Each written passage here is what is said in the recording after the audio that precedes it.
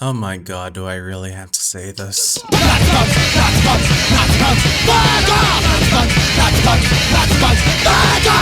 With the recent US election being, I guess right now, I've seen a narrative spun by Orange Man himself gain traction now even in mainstream circles, much less the psychotic conservative circles in which it originated. This is of course to obfuscate from the fact that even now Trump, unlike Biden, emboldens the most extreme elements of his base to the point that even now they're trying to steal the current election. But it's gone to the point where Joe Biden's been threatening to arrest anarchists, so I just have to address something.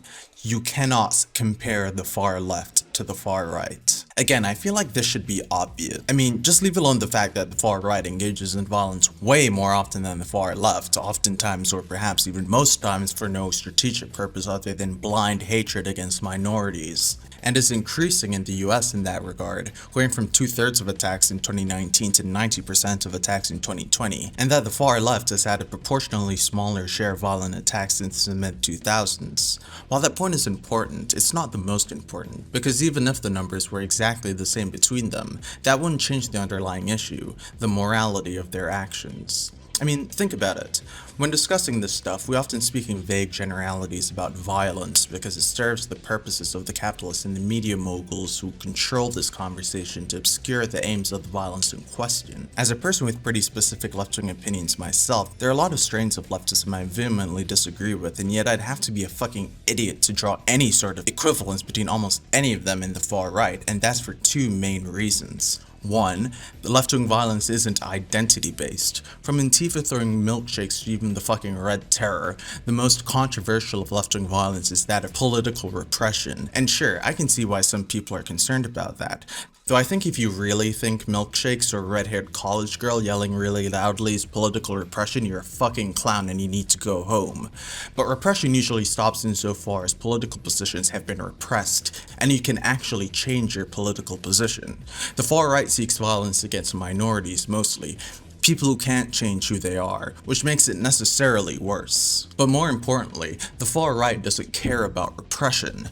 Remember, the far left has something it cares about besides repression.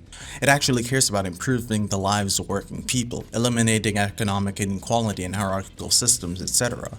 Repression is just a means to that end, whether they use it or not. The first and the last goal of the far right is repression. They don't stop after the minorities submit. No, they continue to terrorize, scapegoat, and commit violence against them, all with the tacit goal of eradicating them altogether. 2. Left-wing violence is usually done for a reason. In fact, almost always. Maybe they're fighting fascists, maybe they're defending themselves from police brutality, maybe they're trying to disrupt capital, maybe they're trying to create local autonomy. But whatever it is for some goal most people would find noble. Very few people would say, at least in theory, that fighting fascists, defending yourself from police brutality, creating local autonomy, etc., is something that, even if they don't agree with every aspect of it, is aimed towards the general improvement of people's lives. The far right does not care about that. Far right violence, by contrast, is largely indiscriminate.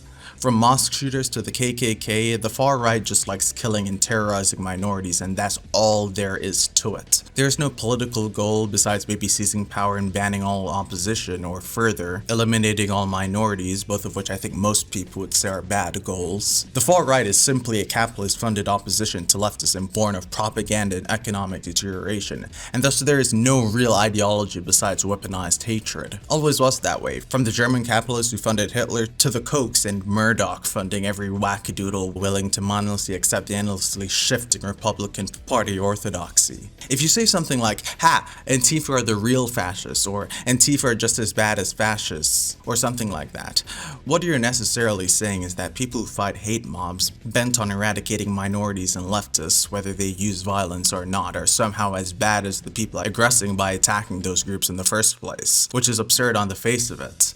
Remember, Antifa doesn't hunt down innocent fascists sleeping in their homes. They're anti-fascists, which means that where fascists organize, Antifa counter-organizes to make sure they don't do fascism. That's the point.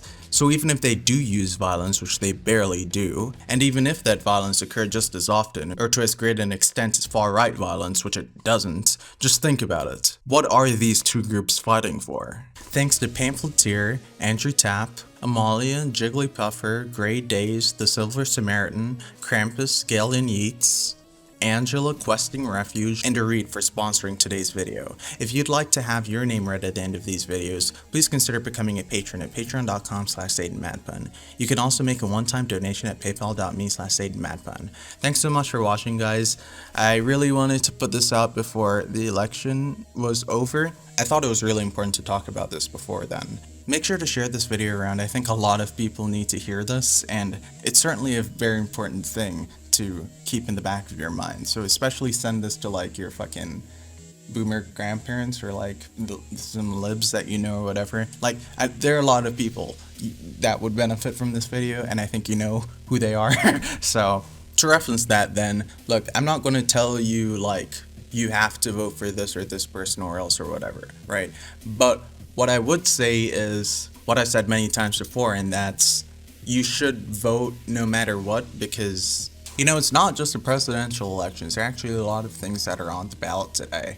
So I think that likely if you end up going to the polling station, even if you're disillusioned with the system, you likely find something that you think your vote matters on and that you genuinely believe in voting in. So I would say go vote, vote your conscience, vote for what you believe is right. I'm a leftist, so obviously I think you should vote in the most left-wing direction possible. So yeah, just vote in terms of what you think the right thing is to do, and just make sure that you're doing so with consideration of what I've been saying in a lot of my videos before about this stuff, which is that voting is a small and relatively insignificant political act in terms of building a better future. The most important things, I'm gonna always say this, are forms of direct action, strikes, protests, other forms of organization. Those are the most important things. Voting still, though, is something that I think is okay to do while the current system is around. Now, that doesn't mean that you shouldn't vote in your material interests or you shouldn't vote based on whatever strategy you want to employ or whatever, but it does mean that I don't think there is a reason to abstain from voting altogether, just because there are going to be so many things on the ballot, not just Biden and Trump. And liberals don't like to admit this, but the Republican Party is just as much of a threat to democracy as Trump is by himself. They've always been trying to subvert democracy. So I think that trying to destroy the Republicans at any given opportunity, you know, it's important to do that. It's especially important to vote for down ballot progressives, because they're the most effective people at undoing the horrible, horrible things that the Republican Party has done. So yeah, this is a lot of like really complex stuff to sort of take in. It's a really complex sort of like situation to be dealing with, which is why I'm not gonna like judge you, I guess, for whatever choice you make, but I would say do whatever you think is gonna make a better future. The one thing I think is unacceptable is just sitting around and accepting defeat, and I think we should take every opportunity to gain as much power for ourselves as possible as leftists.